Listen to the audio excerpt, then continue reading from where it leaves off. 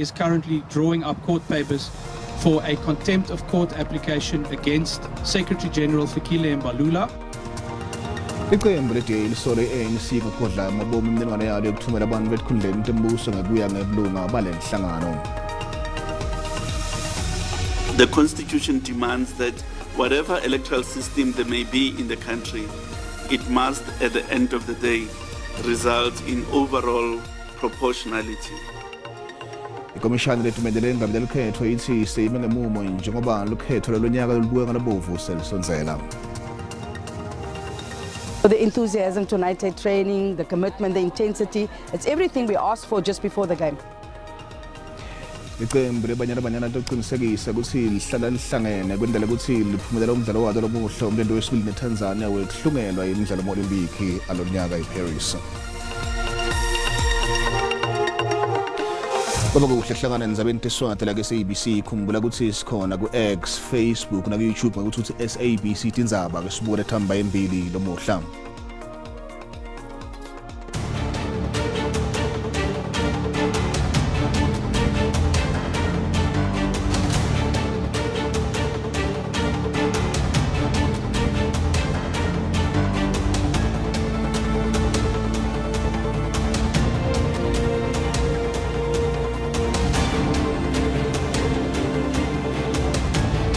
Thola Tindzaba letinaba nabile letisebatseni.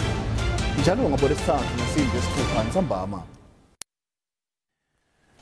Liqembu leDA ANC kagodla amabomu imininingwane yalo yokuthumela abantu besikhundleni tembuso ngekuya ngebulunga balenhlangano ngesikhathi mengameli Cyril Ramaphosa ngusihlalo welekomiti level lonke lokuthunyelwa kwamalunga alenhlangano esikhundleni. Leqembu ke selitawumangalela amabhane jikelelo ANC Fikile Mbalula ngakwephula umyalo wenkantolo. Unveiling this billboard with a very, very important message to the people of Gauteng, but also to the people of South Africa. Inhlangano ye-Democratic Alliance ayifuni ukugoba luphondo kulolu dzaba lwenqubomgomo we-ANC wekuthumela amalunga ayo etikhundleni letisetulu kuhulumende. Kulandzela ukuthi iphumelele ukuthi ngakhona ukuthola imininingwane yabantu labathunyelwa kule nhlangano. I-DA akanetiseki ngalokhu lekutfola kanti ihlulekile ukutfola timpendulo kulandzela ukuthi ithumele incwadi ku-ANC. Le nhlangano manje ifuna kuyofaka lokhu lekubita ngekuthi kudzela isinqumo senkantolo. Today announced that they have failed to respond to our lawyer's letter, which gave them 2 working days to comply, and therefore the DA is currently drawing up court papers for a contempt of court application against Secretary General Fikile Mbalula. I-ANC ngaphambilini ekeyathi ayikhona ukuthola yonke lemiculo ledzingeka ko. Yabika ukuthi lemininingwane lofuna kule nhlangano lephikisako bekungqondo machine leseyafa kanti i-DA ayiva lendzaba leyo. The ANC's defense about the crashed laptop doesn't hold water. Because yes, the laptop the email was sent from may have collapsed. But everyone that was a recipient of those emails must still have those records available to them. I-DA iyasola ukuthi nayo iyakwenda ukuthi icashe kwenhlangano lokuthi ngisole taqinisekiswa abaholi bangaphambilini kanti lokuthi ngisole inhlangano leticithako. We do not have a cadre deployment committee. We do not have a cadre deployment WhatsApp, and that municipalities are free to choose who they want to be in those particular positions. Kute kuphumele sicelo se-DA ngane lokufute etfule ubufakazi obuqiniseka ukuthi i-ANC iyadi ngalokhu befute ikwenda ngemva kwesinqumo sangaphambilini senkantolo. Kufute icacisa ukuthi i-ANC yehluleke ukuhlonipha isijubo senkantolo. I-ANC ayikatholakala ukuthi itiphendulele.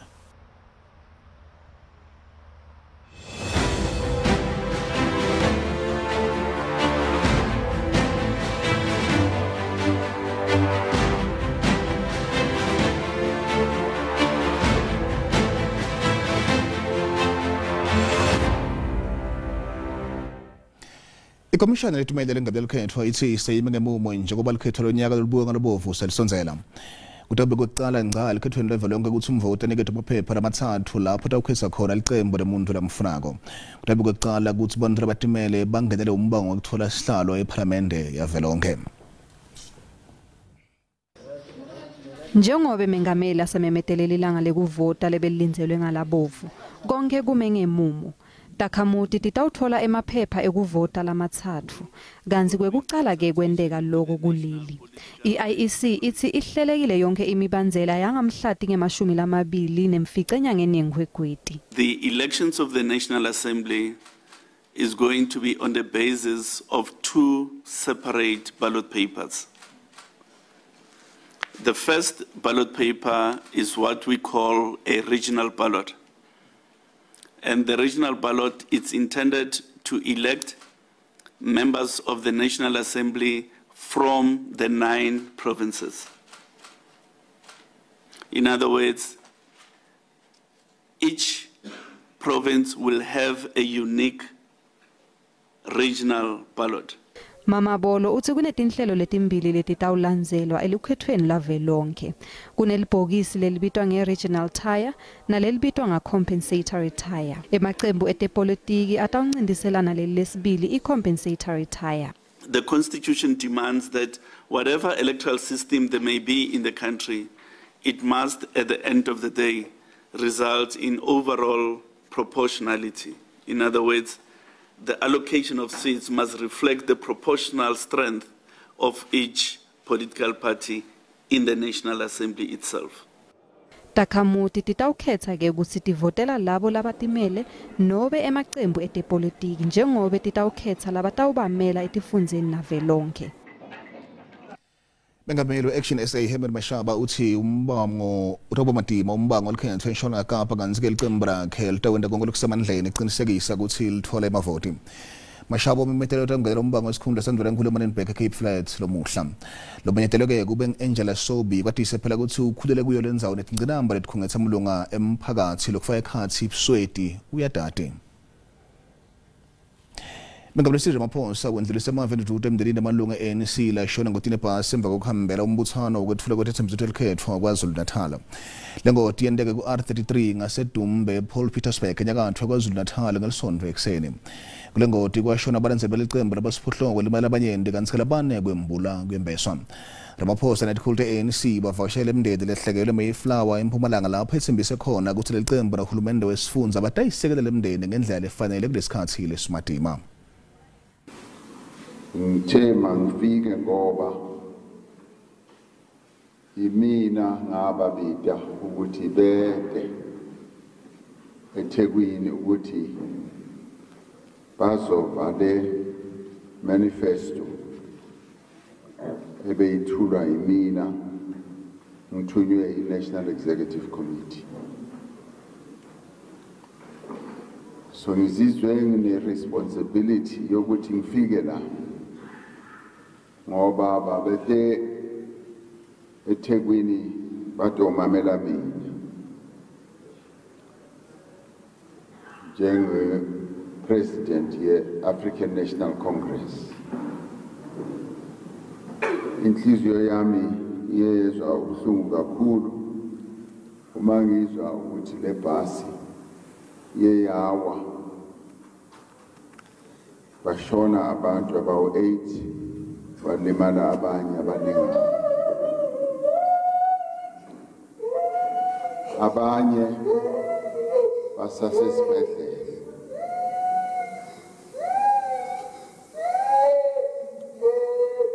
Silapha njengeyinkokheli ze-ANC ukuzoduduza labo abasishiye. Eningizimu Afrika itawubamba inkomfa i-BRICS mhla tilishumi lesiphohlongo kuya ku-22 kumabasa kulomnyaka lesetulu lehlose ukuthuthukisa umnotho nekukhutsata emabhizinisi kutsengiselana nalobunye ubudlelwane bemave e-BRICS. Le nkomfa itawube inetikhulu letimele emave e-BRICS letawufaka isandla ekukhuliseni umnotho kuleli ehlangothini tekuvakasha. Kanzi kufaka abantu kaloku sinadokotela David Dube lokukhulumela abahleli bale nkomfa. Asikubingelele Dube sikwamukela endzabeni teSiswati la ku-SABC. Ngiyabonga mfakathi. Babe Dube sanza kuba khona inkomfa ye-BRICS etinyanga etimbalwa kuleli seNingizimu Afrika. Naku sekutalenya futhi ngenyanga yamabasa. Ingabe le khomfa inyalo yehluke njani le khomfa lebakade ikhona la eNingizimu Afrika? Ngiyabonga mfakathi. Baholi bethu balamave la 5 bewahlangene kwafika nalamanye amave. Bafika basathatha inqumo.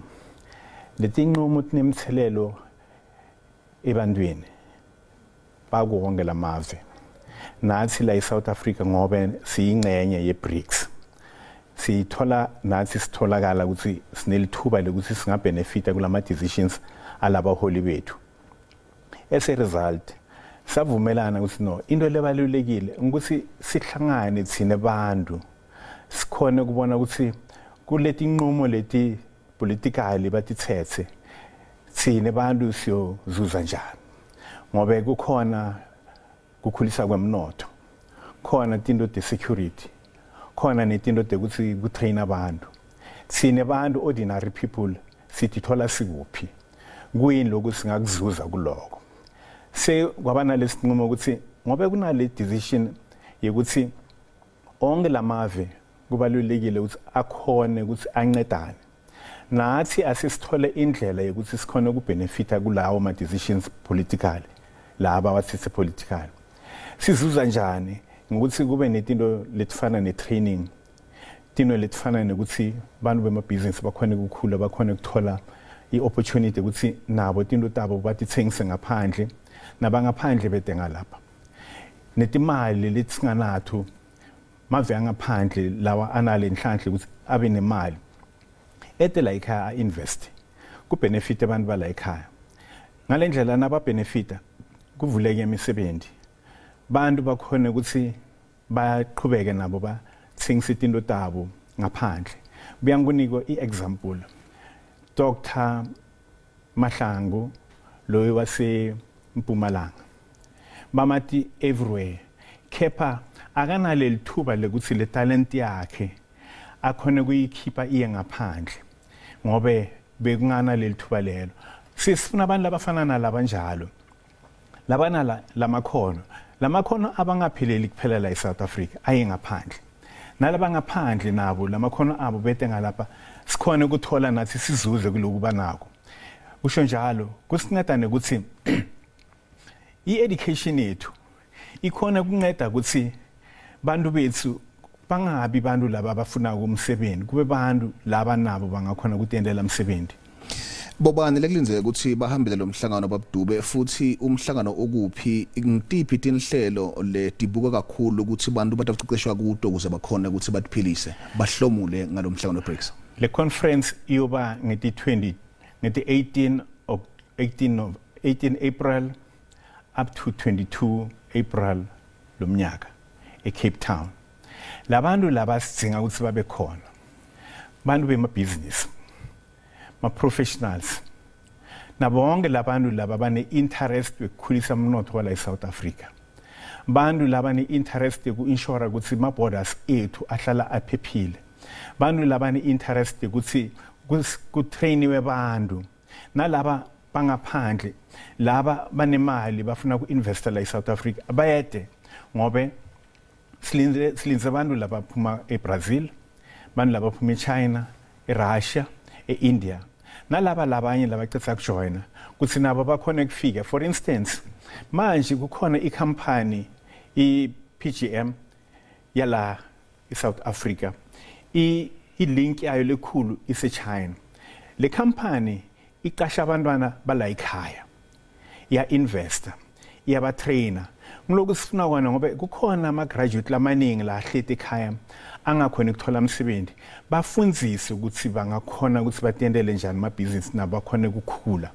Ngobe na ungasolo ubheke ukuthi wena ufuna ukuthi bakuncede bakwendele umsebenzi ufunana nemsebenzi wena ungasebenzisi likhono lakho ngeke usincede. Ngiloku thina sidinga kwana ukuthi la ekhaya likhona bantu bakhona labafundzile. For instance, bodokotela manesi babacela bayengale ngaphandle kukhombisa ukuthi iSouth Africa inalo lelikhono. Manje kufuneka ukuthi lelo likhono lisebenze la ekhaya. Sitokhona ukuthi lo mnotho wala ekhaya siwukhulise thina singadefend kuphela abantu kulabantu bangaphandle. Labantu bangaphandle nabetala kungabi bantu laba ba take over kithi. Abaqhubeke basebenze nathi. Nabanelikhono basincede ukuthi no litinto batenda njani. Ngicine ukuthi le conference le information yonke ingatholakala ku website yethu www.bricssimulation.co. ngilapho bathola donke letindzaba khona sicela ukuthi bonke labantu labani interest kahle kahle nabe singajabula i-target i-200 mara singajabula sikhona ukuthola more than 200 bani labani interest ukuthi bathi South Africa first before anything else. Sibonga kakhulu babdube. Ngiyabonga.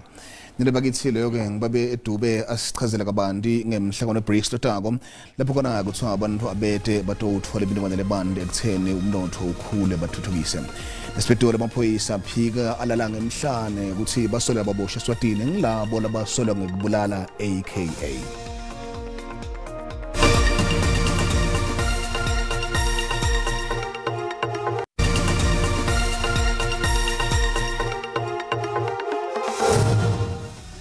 Tindzaba teSiswati la SABC sigaba sesibili nakusanza ngena sekhona ukhethe kahle hlala nathi. Teshayisana statement kuboshwa kwebasolwa eSwatini lababoshole kubulala Captain Forbes watokala aka nemhlobo wakhe Tibelo Motswana nalabanye basopolitiki kuseNingizimu Afrika. Umhlelo lephephandaba laseSwatini uthi imininingwane labanayo bona ithi ngibo kanzi amaphoyisa kuleNingizimu Afrika aphika lala ngemhlane ukuthi ngibo labasola ngekubulala aka.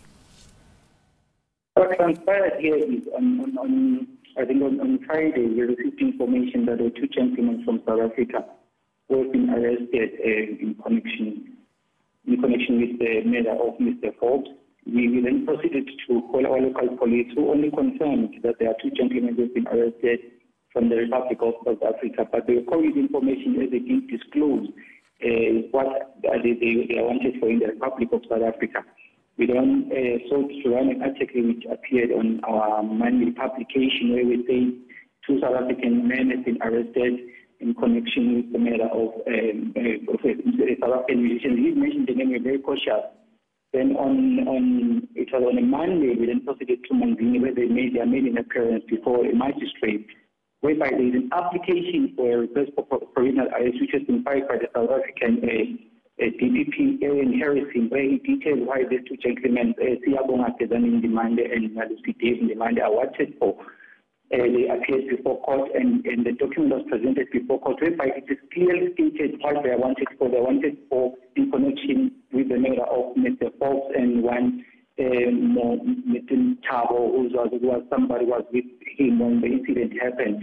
They also wanted for another murder which occurred in Durban, of the murder of Mr. Ngobo and the murder of Mr. Wandile Ndimande Gunene.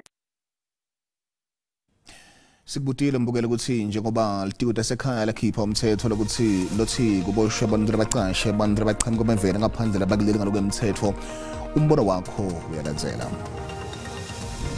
Ngokubona kwami abantu bangaphandle bana be-apply umsebenzi besemazweni abo umuntu ezelanga kulo msebenzi leposition ayitholile for engaphandle kungeza abantu abangena la ongenamthetho abanganayo ipermit yokungena eSouth Africa. Mancane msakaza amathuba ukuthi yokuyiqedwe lento kunini ikhulunywa kodwa igcina ngokukhulunywa ingalandelelwa even kuyimsebenzi kahulumeni siyababona bagcwele abantu bokufika baboshwe labaqashi abaqasha abantu bangaphandle abaphuma emazweni angaphandle abakulelizwe ngokungekho emthethweni ngoba kuendapha ekugcineni abantu bakulelizwe bengasasebenzi bengasawuthola umsebenzi bevalelwe yilabantu abaphuma emazweni abo singazi ukuthi baxoshwa yini. Kahle kahle konakala kwaseqaleni nje ukuthi bavunyelwe nje ukuba bangena eNingizimu Afrika ngaphandle kwemvume.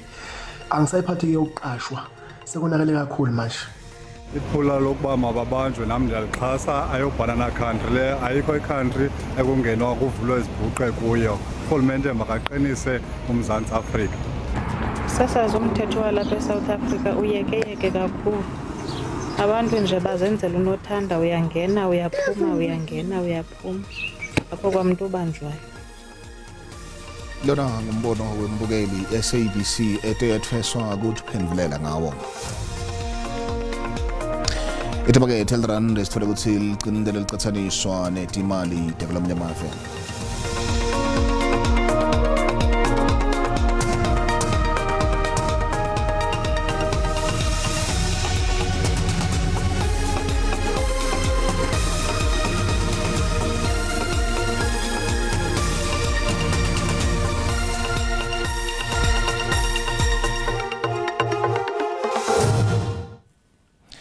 Kulemidlalo licembu labanyana liqinisekisa ukuthi lihlala lihlangene kwendlela ukuthi liphumelela umdlalo lomuhla wemlendo wesibili neTanzania wekuhlungela emidlalo olympic lonyaka eParis. Lo mdlalo tobanjela imbombela lomhla kusihlwa. Umqeqeshi Desiree Ellis uthi nobe basebenze kahle kumlendo weqala labuphumela ngalabathathu eCanzeni kepha kusakaphele batimisele ukuthi kungangene ligoli ngakubo baphinze baphumelele kahle kakhulu. Sifuthu membombela kuva ukuthi baphethe tiphi lomuhla kwephuma embideni then sivusele mina kethu uthini kalomhla. Angibingelele kuwe Dlamini wekunene ngibingelele nakuye umbukele ekhaya ngisho nje ukuthi ehlelweni lethu phuma embideni namhla Tindzaba Tindzaba longalinzela mbukeli tifaka ekhathi naye lethi mengameli Cyril Ramaphosa sevakalise emaveni dududo kumindeni yalamalunga akhongolose lashonele engotini yebhasi ngalesikhathi baye embuthanweni wekuthula umculo wetethembiso esifundzeni saKwaZulu-Natal. Ngetulu kwaloko siyabukana indzaba lethi mengameli Cyril Ramaphosa sewucoke liphini lemphathi wemajaji Mandisa Maya kokuthi angene kulesikhundla sekuba ngumphathi wemajaji. Dlamini wekunene ngilethi naletinye umbukelele kangalinzela ngisho nje ukuthi na uyawufisa kusithumelela umbono wakho gijima uye ekhasini lethu ku WhatsApp inombolo yethu ithi 0656379958 Tindzaba tingakuwe Nkosi. Sithubeka lapho tolo umthreswetolo ukhona into zakhe mathebula ngesimo selitulu sikhona ngalesine khona tezidebele kusasa sale kahle.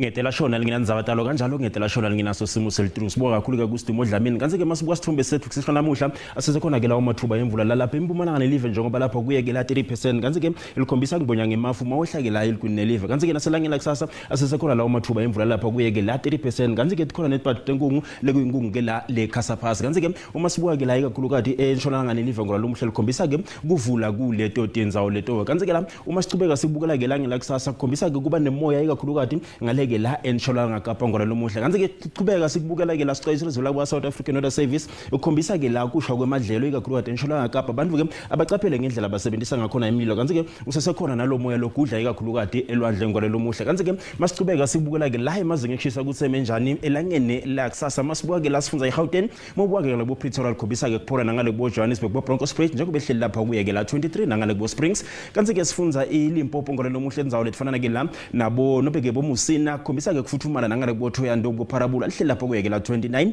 kanti ke isifunza ke la iMpumalanga ngona lomuhle sikhukhuza kufuthumela kupholile embombela nangale ke la entokozweni kanti ke mabuwa bo Emelo lihle lapho kuye ke la 17 kanti ke esifunzeni kwaZulu-Natal indzawo lefana nabo Vryheid Lady Smith bo Pietermaritzburg likhombisa ke kufuthumala njengoba lapha ku 23 kanti ke Kokstad lihle lapha kuye ke la 21 kanti ke sifunza iEastern Cape indzawo lefana nabo Malitswayi kuyashisa kuleto indzawo leto ke nangale kuBurafi njengoba lihle lapha kuye ke la 33 ngona lomuhle kanti ke masichubeka sikubukela ke la sifunza iWestern Cape indzawo lefana nabo Fred Ndali kuyashisa kuleto ndzawo leto ke nangale bukhlelo lems njengoba lapha ku 41 kanti mabuka Beaufort West hle lapha kuye ke la 35 kuyashisa ngora lomuhle kanti ke sifunza iNorthern Cape indzawo lefana nabo Uppington kuyashisa nangale ke ku Springbok njengoba lapha ku 39 eCalvina hle lapha kuye ke la 38 kanti ke sifunza iFree State ikakhulu kade ku Frankfurt ngora lomuhle likhombisa ke la kufuthuma la kuleto tindzawo leto ke kanti ke angisho ukuthi ngenxa yesikhathi sitawuthatha sibeke khona la angisho ngithi kini busuku abube ngilobuhleme